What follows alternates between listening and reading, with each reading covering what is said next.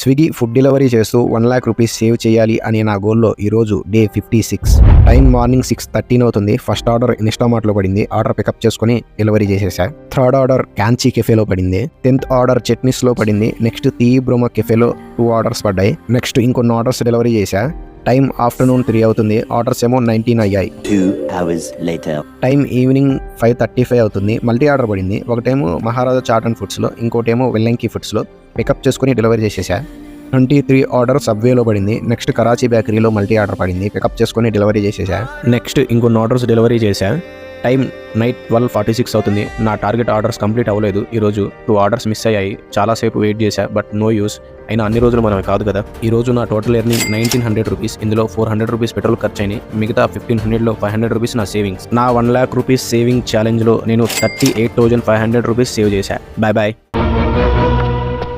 డబ్బు డబ్బు డబ్బు